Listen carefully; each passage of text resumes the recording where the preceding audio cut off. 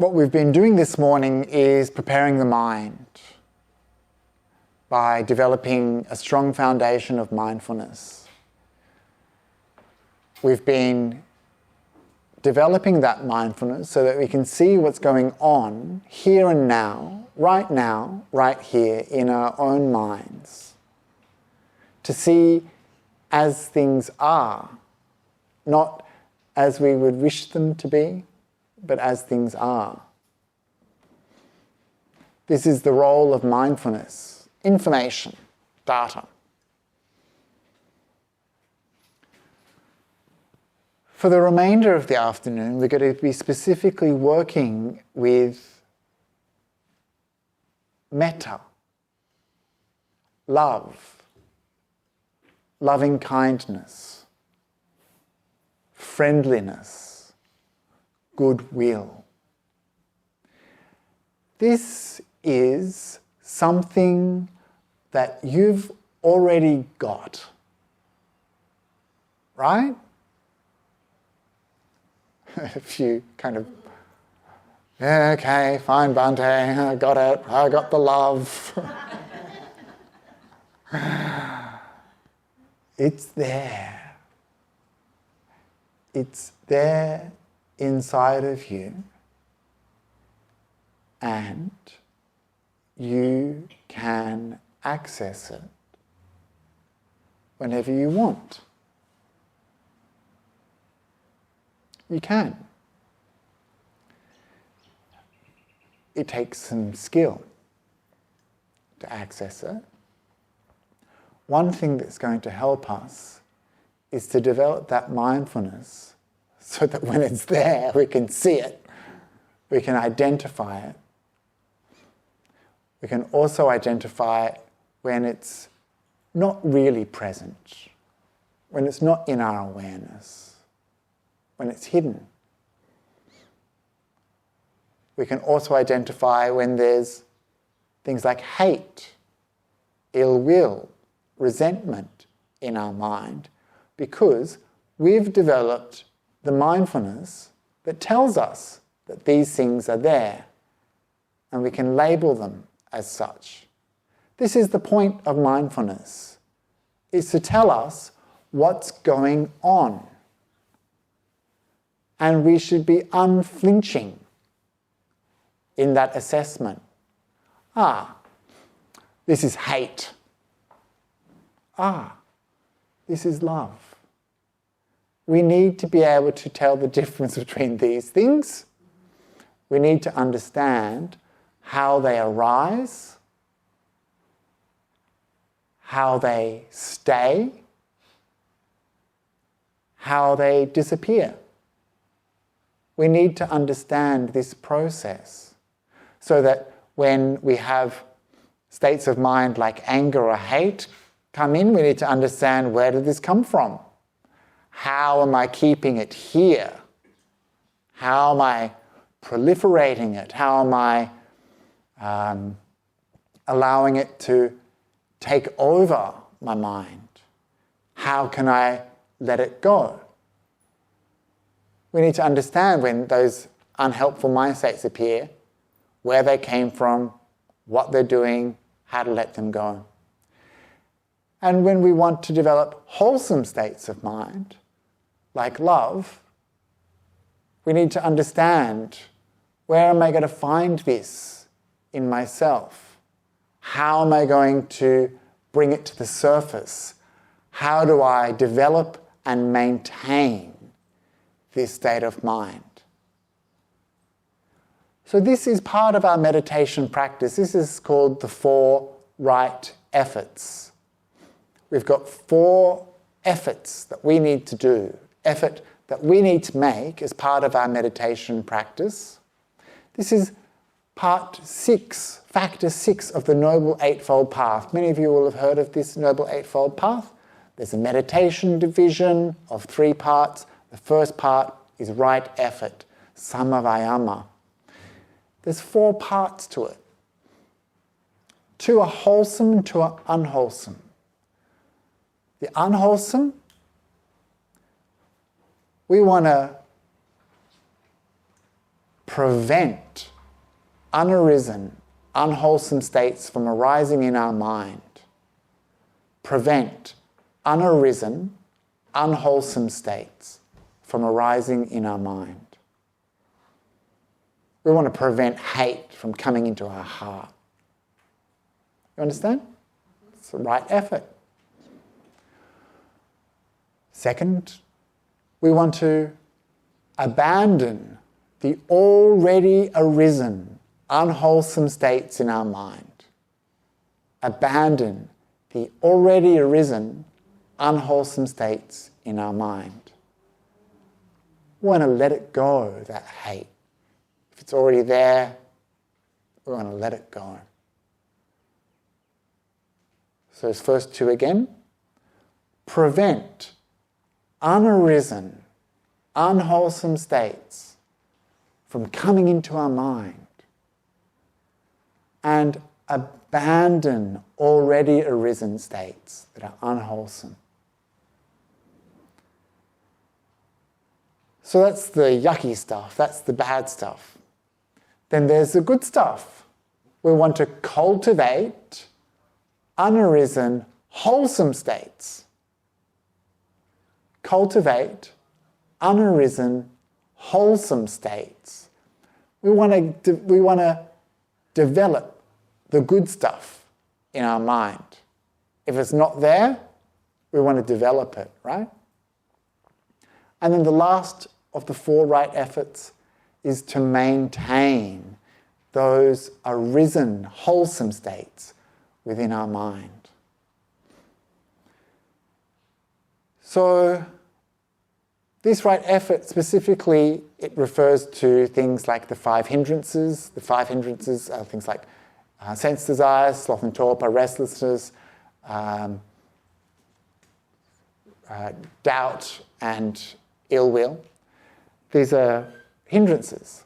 When we think about the wholesome side, we want to develop what's called the bojjhangas, mindfulness. We want to develop things like bliss and happiness. These are things we want to develop in our mind. And when it comes to something like the meditation practice we're doing today, we want to develop things like love, loving kindness. This is something that's wholesome. We want to let go of things like hate and ill will. So this is our practice of right effort. Let's go through them one more time, okay? There's four aspects. We want to prevent unarisen, unwholesome states. We want to abandon arisen, unwholesome states. We want to cultivate unarisen, wholesome states and maintain arisen, wholesome states.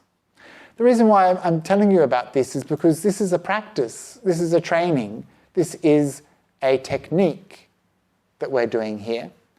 We're going to develop a mind of love. We're going to develop that mind of love and we're going to try to maintain it. So this is what's called metta bhavana, metta development, metta cultivation. When the Buddha taught metta meditation, he taught it very, very simply. And that's how we're going to begin our practice today, just by developing love in the four directions. That direction over there, that direction over there, that direction over there, that direction over there, above and below. So it's like 6. And then in the end, it became divided into north, northwest, and became 10 directions. So basically, we're just going to pump out some love to the world. Later on this afternoon, if we get time, we'll do a slightly different technique, a later technique. But this love is going to have to come from somewhere, right? Can't just pump out the love into the world if we haven't got any in our heart. So we need some sort of technique, some sort of trigger that's going to help it spark. Yeah? a lot of different meditation teachers have different ways of doing this. One of my teachers, he asked people to imagine holding a little kitten. Why? It brings up the unarisen, wholesome state of love in your mind. Can you see how that would happen? Yeah. Some of you might think about someone you love, for example, like your nephew or your grandmother. And this might bring up a whole heap of love in your heart.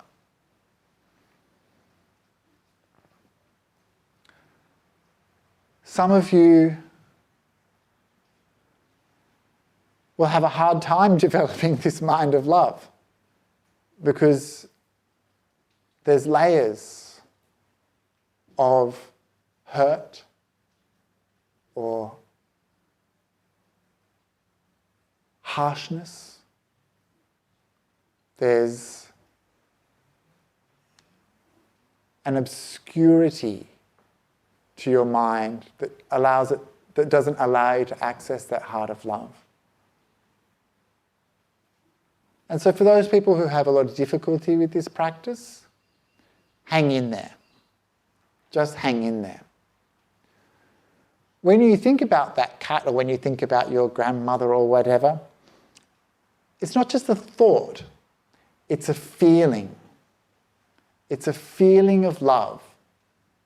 Your mindfulness is aware of it. By focusing on that feeling, it starts to develop, it starts to grow. Just like when we focus on our breath, it starts to do all sorts of things, right? Our focus changes that experience.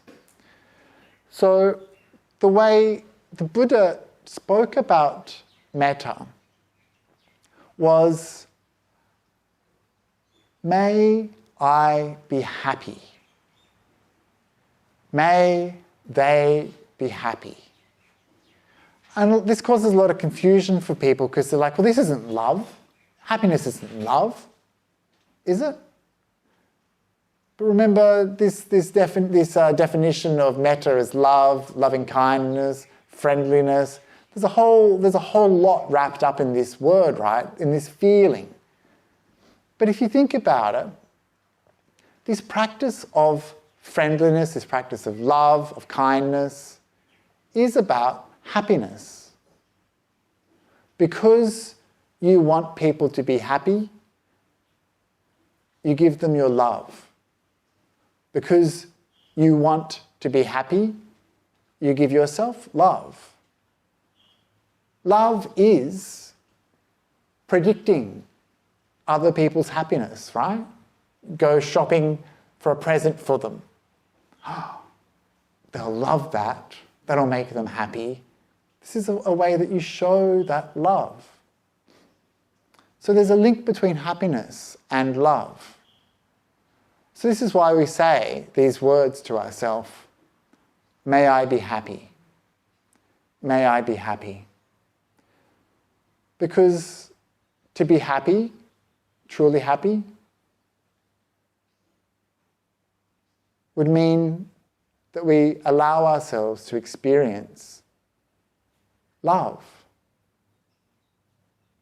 To be truly happy is to feel love.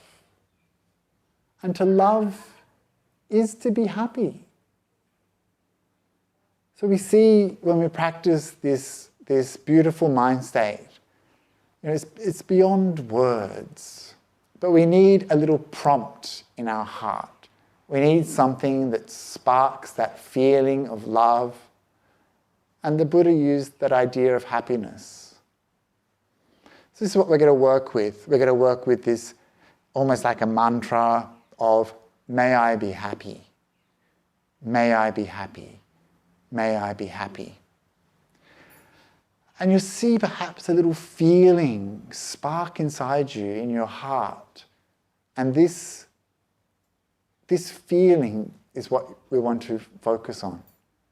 This feeling is what we want to grow and develop and to radiate out into the world.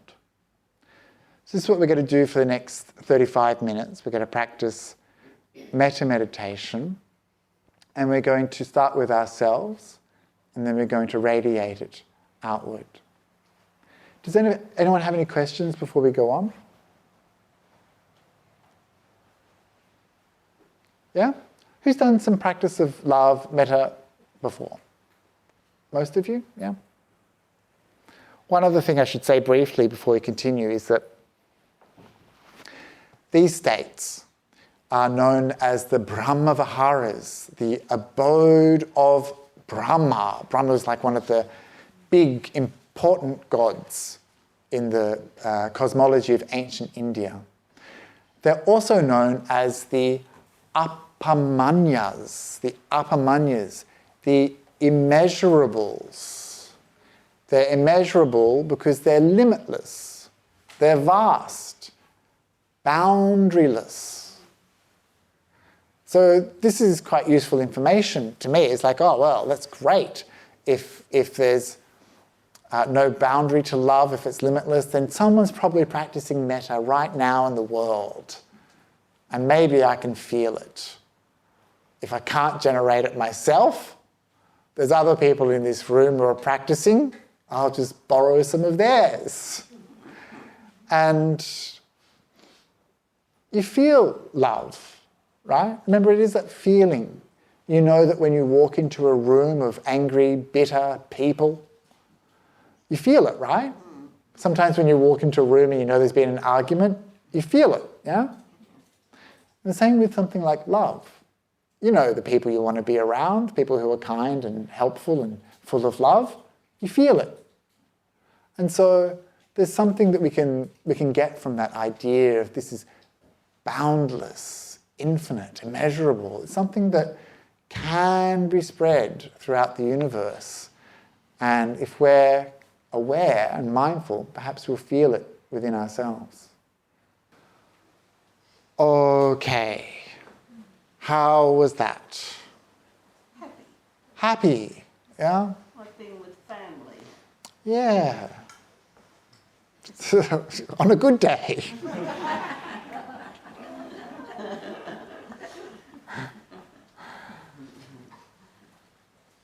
So, who was able to feel that feeling of love? Yeah? Could you identify it? Some of you? Could you describe it? No. It's a hard one, right? Yeah. But when you feel it, you know it, right? It's like it feels like that welling up of kindness or goodness, kind of inspiration, a deep care,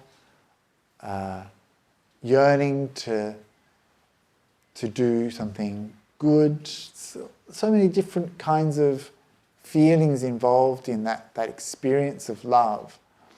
But once you've kind of developed it enough in your mind, you know what it's like, and you can always develop it more.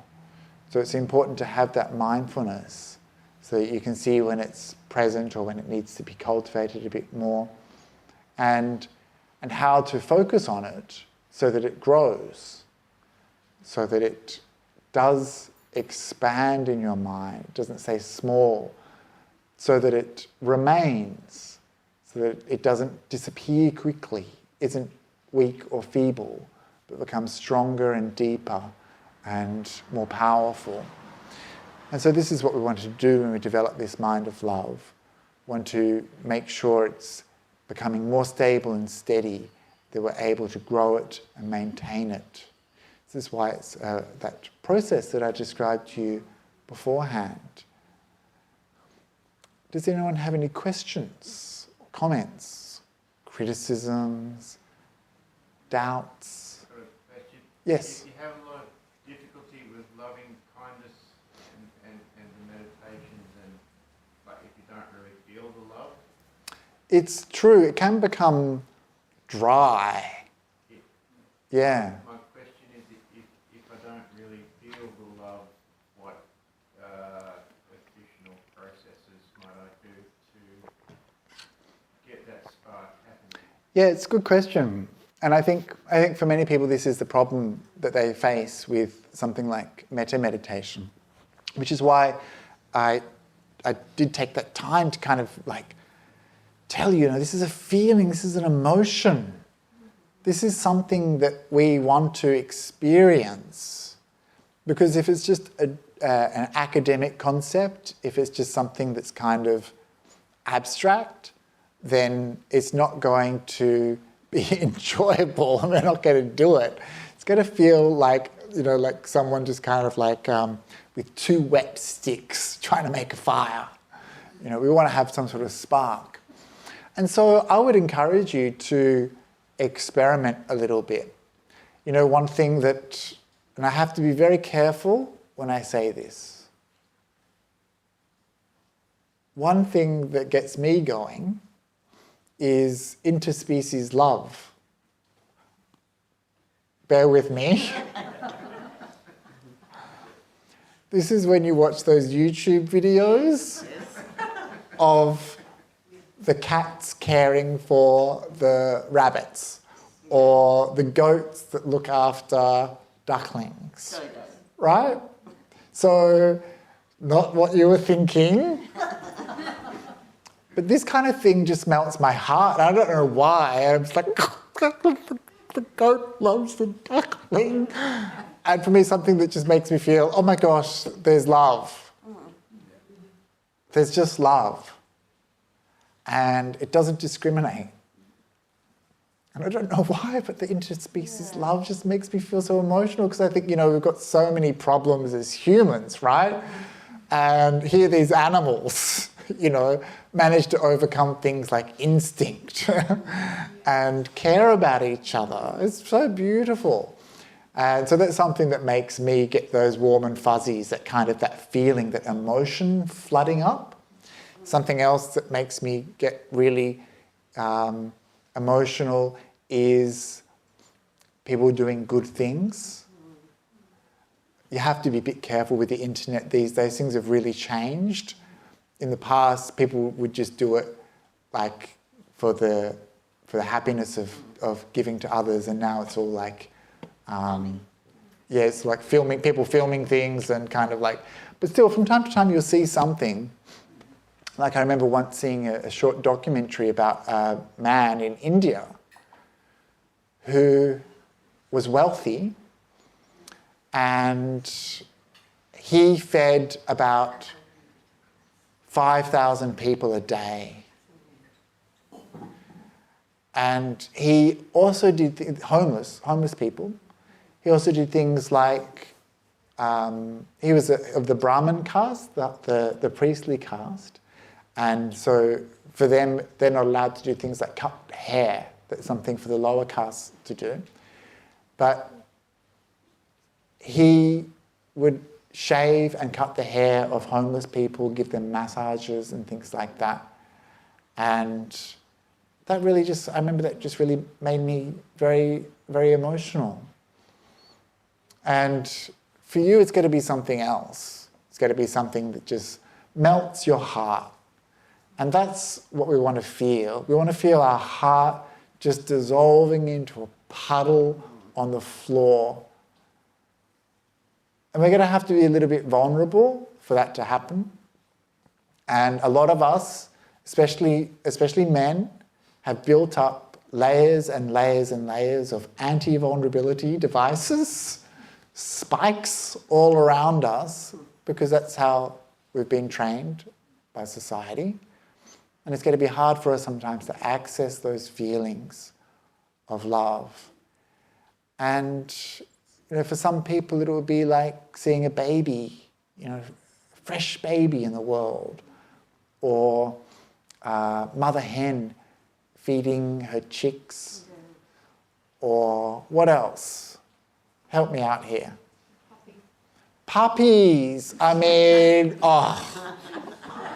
and puppies have been proven. I know a friend of mine, she used to take her dog into prisons. And she said, she'd meet these prisoners who were big, rough, burly guys. She never knew what they'd done. The dog obviously didn't care. It was just an opportunity to get more pats from a human. And she said these big burly guys would just melt and would become like little boys.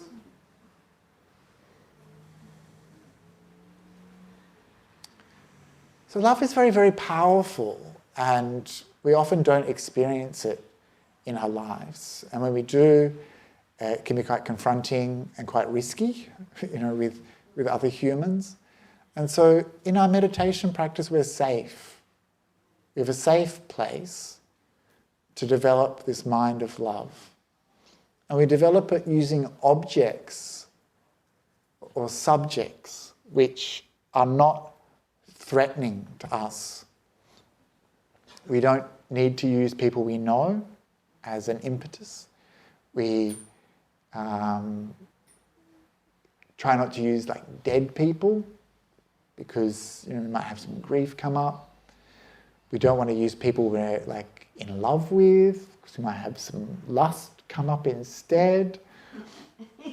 But we can use some ideas that trigger us a little bit, and it's going to change. It's not always the same, But the most important thing is we do get in touch somehow with that feeling of love. And it's going to be different for everyone. Some people will be gushing in the corner, crying their eyes out. Some people will be experiencing a lot of bliss and joy and happiness. Other people will find it quite difficult. And so if that's you, I just encourage you to keep on trying to get that feeling coming up. And it can take time. And don't give up after just one session or trying it even just a few times. See if you can work out why there's some blockages and how you can kind of fix them.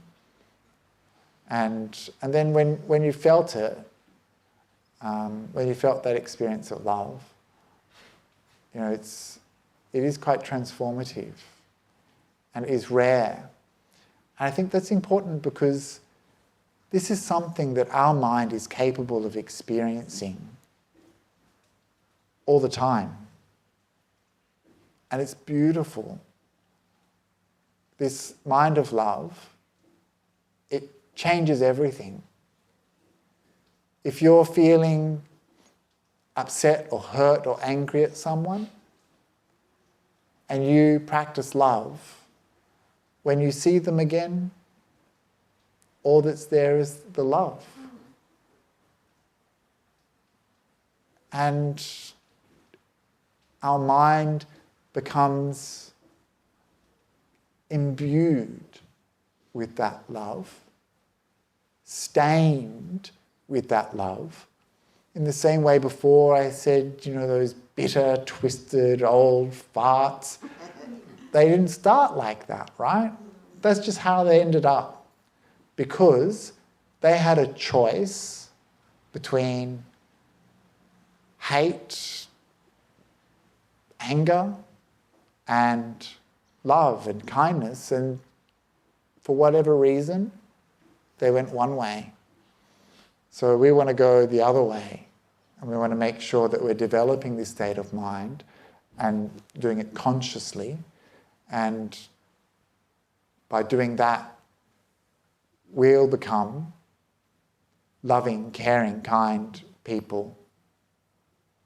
And it will show up in our lives, in our everyday interactions, in our speech, in our relationships, and in our relationship to ourselves. And most importantly, it'll show up in our spiritual practice in a way that allows us to see a bigger spiritual picture of our life. And imagine what this world would be like if there was more people practicing love in this way. Imagine what kind of world we could have if people cared about each other, thinking, may they be happy. Imagine what kind of rebirths might be possible for those people who have spent a lot of time developing minds of love. Where would that inclination take you? And so for those people who have difficulty, perhaps see if you can wet your practice a little bit with some emotion. Don't allow it to be dry, and kind of somehow lubricate it so that it's really, really delicious. And it won't be like that all the time, but if we can get a taste of it, it'll really help us want to develop this practice more. Sorry, there's a really long answer to your simple question. But You have to spark the emotion to start with. I think so. I think that's the key. And sometimes there's heaps of barriers. There's heaps of barriers. It could even be something like, who is this guy? Talking. What's he on about? Does he know what he's doing? There could be some doubt about the teacher or the practice. There could be some anger in our heart still. There could be some tiredness, like just some lack of energy, like, I can't even be bothered cultivating love. I just want a nice nap, So there's a lot of things that can get in the way. So just keep going, keep trying. Yeah. Any other questions? Yes? The Buddha used the simile, I think, of the mother and its only child. Is that right? Yes, it's true. So there's a sutta called the Karaniya matasuta. And in it, the English translation is something like, just as a mother protects with her life her child, her only child, so with the boundless heart should we cherish all living beings, radiating kindness over the entire world, spreading upward to the skies and downwards to the depths, outward and unbounded, free from hatred and ill will, whether standing or walking, seated or lying down, free from drowsiness. Free from drowsiness will maintain this loving kindness towards all living beings. And so this is a very beautiful sutta. There's some academic uncertainty about just what it means. Just as a mother will protect with her life her child, her only child, does it mean she's got to what is she going to do? Is she going to sacrifice her life? Is she going to kill someone else? Who knows? We're not quite sure how to read that. And some people see this as like the ultimate martyr, but there doesn't seem to be this sense of martyrdom in Buddhist teaching. Yeah. It immediately just says to me, take me, spare my child. Yeah, that's right. Whether it doesn't matter. And it doesn't just have to be mother and child. People. Sure, exactly, yeah. So I often just say, just as someone who really cares about another person, And the thing is, with that one, that not everyone had a good mum. Not all mums were able to be good. And that relationship isn't the same for each of us. So it's something just to acknowledge. Are there any others that he talks about? Yeah, there's so much. I mean, there's not like heaps and heaps of instructions. You think kind of just have a good heart to all the beings in the world would be enough, right? But there are a lot of suttas which show us that even at the time of the Buddha, these are teachings, suttas, at the time of the Buddha, even then people had heard his teachings, even then they had hearts full of hate, Even then people got angry and bitter and spoke bad words. And so I think this kind of gives us a lot of hope, right? That, we're not somehow any worse off than any other human beings at any other time during the course of history.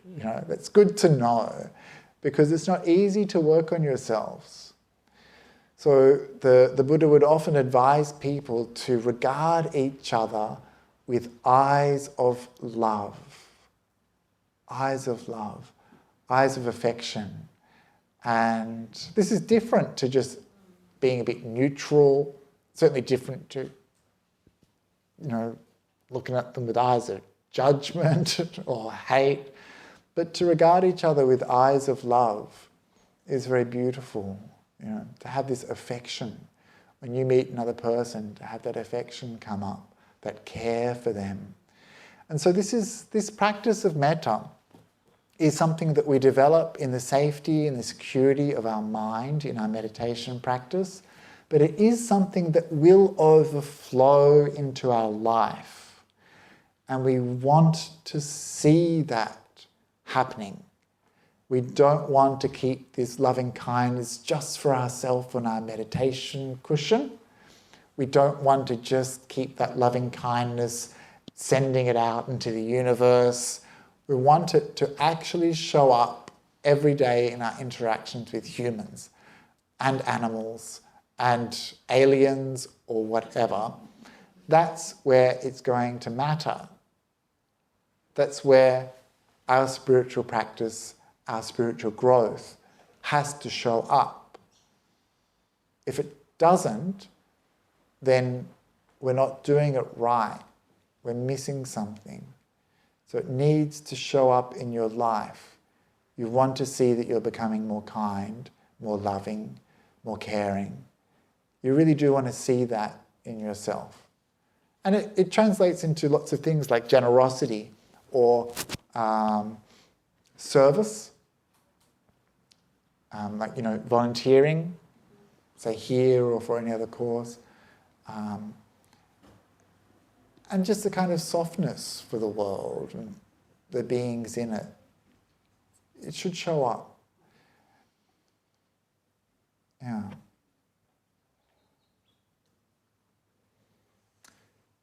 Questions? Comments?